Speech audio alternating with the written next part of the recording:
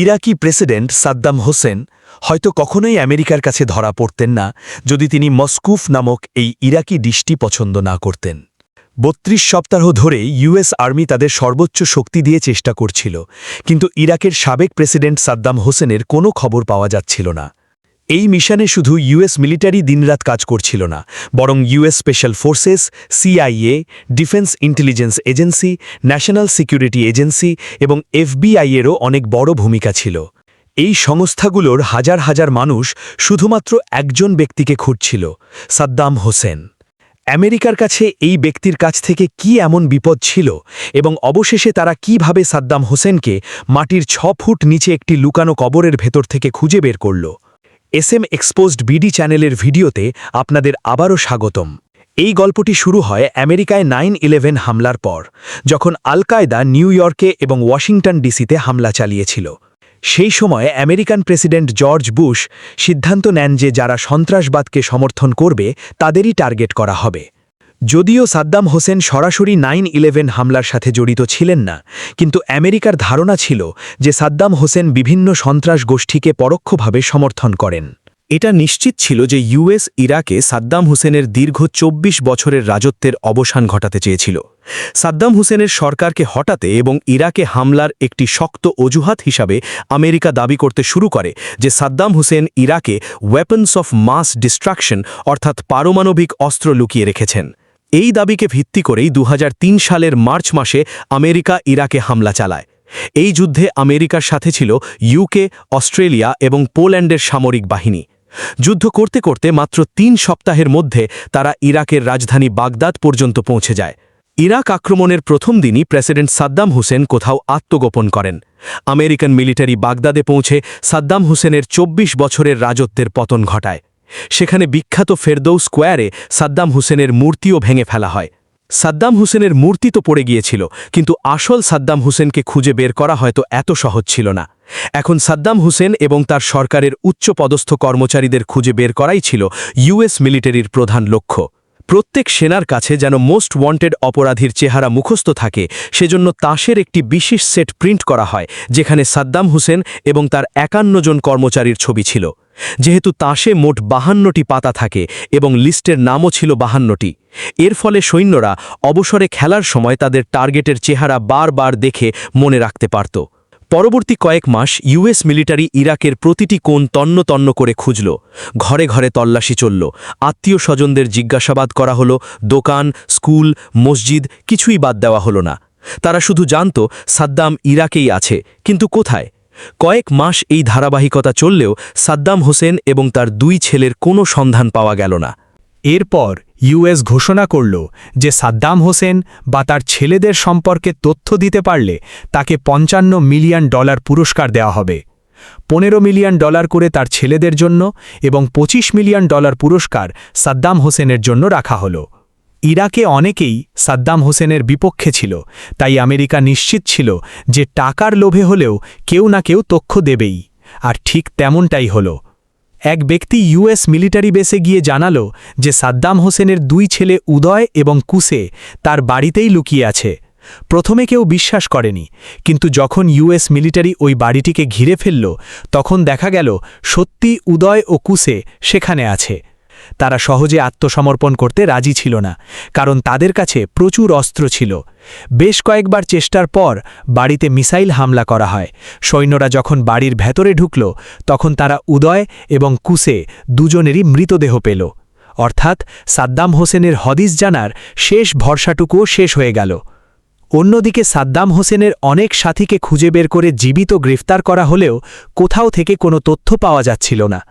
এখন ৪ মাস পার হয়ে গিয়েছিল এবং পরিস্থিতি এমন পর্যায়ে দাঁড়াল যে ইউএস মিলিটারি ভাবতে শুরু করল হয়তো সাদ্দাম হোসেনও কোনো হামলায় মারা যাচ্ছেন। এই চিন্তা থেকেই ইউএস মিলিটারির তৎপরতা কমতে শুরু করল।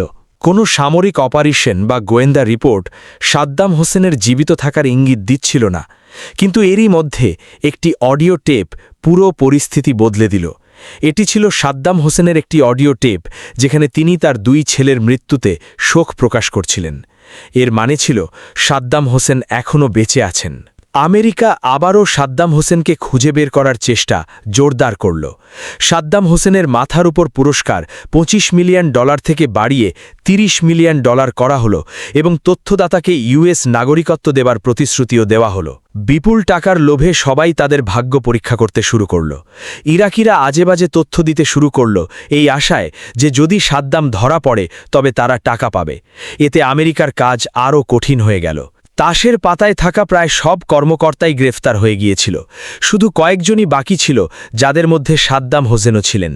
এই সময় ডিফেন্স ইন্টেলিজেন্স এজেন্সির একজন সার্জেন্ট এরিক ম্যাডক্স তাসের পাতার বাইরে গিয়ে একদম আলাদাভাবে ভাবতে শুরু করলেন।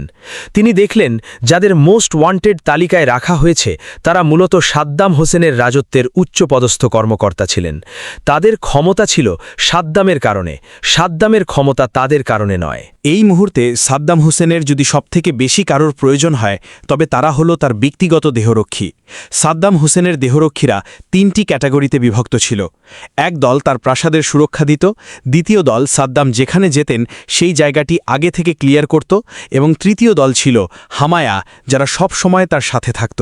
এই মুহূর্তে সাদ্দাম হোসেনের সবথেকে বেশি এদেরই প্রয়োজন হতে পারত। এরিক ম্যাডক্স এদের খুঁজে বের করার জন্য সাদ্দাম হোসেনের নিজ গ্রাম তিকরিত যাওয়ার সিদ্ধান্ত নেন। সেখানে তিনি সাদ্দাম হোসেনের একজন দেহরক্ষী মোহাম্মদ ইব্রাহিম ওমরের ছেলেকে জিজ্ঞাসাবাদ করেন, কিন্তু ওই দেহরক্ষীও নিখোঁজ ছিল। এরপর তার সাথে সাদ্দাম হোসেনের একজন পুরনো ভৃত্যের দেখা হলো।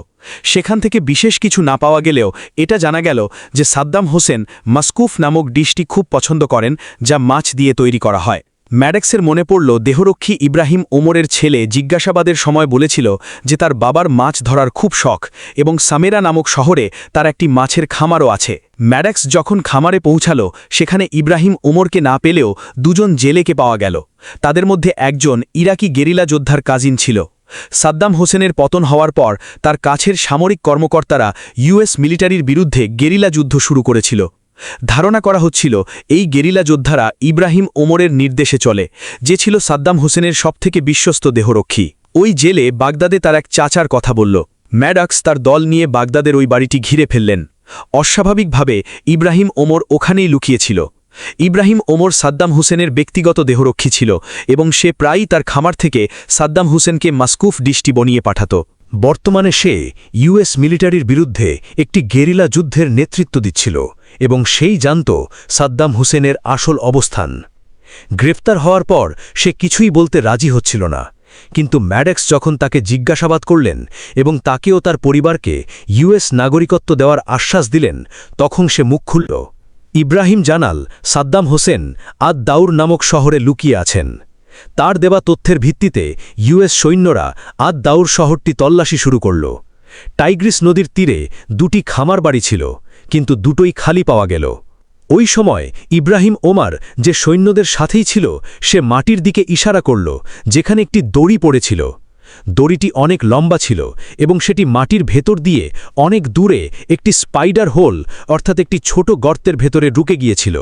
এই গর্তের প্রবেশপথটি একটি স্টাইরোফোম দিয়ে বন্ধ করা ছিল। যখন এটি খোলা হলো তখন ভেতরে অন্ধকার ছাড়া আর কিছুই দেখা যাচ্ছিল না। ঠিক তখনই একজন সৈন্য ভেতরে একটি হ্যান্ড গ্রেনেড ছুড়ে দেওয়ার জন্য প্রস্তুত হচ্ছিলেন।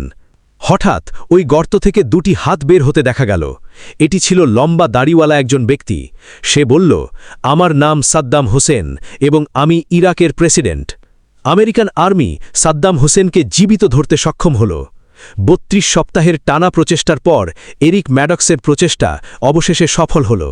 পরবর্তীতে বিশ্লেষণ করে দেখা গেছে যে ম্যাডক্স যদি সাদ্দাম হোসেনের মস্কুফ ডিশের প্রতি দুর্বলতার কথা না জানতে পারতেন তবে হয়তো তারা কখনোই তার কাছে পৌঁছতে পারতেন না। শেষ পর্যন্ত যে অভিযোগের ভিত্তিতে ইরাকে হামলা করা হয়েছিল যে সাদ্দাম হোসেন গণবিধ্বংসী অস্ত্র লুকিয়ে রেখেছেন তার কোনো কিছুই পাওয়া যায়নি। এমনকি আমেরিকান প্রেসিডেন্ট জর্জ বুশও এই কথা স্বীকার করেছেন। আশা করি SM এক্সপোজড বিডির এই ভিডিওটি আপনারা লাইক এবং শেয়ার করবেন। পরবর্তী এমন আরও গুরুত্বপূর্ণ ভিডিও দেখতে চাইলে সাবস্ক্রাইব করে রাখবেন। ধন্যবাদ।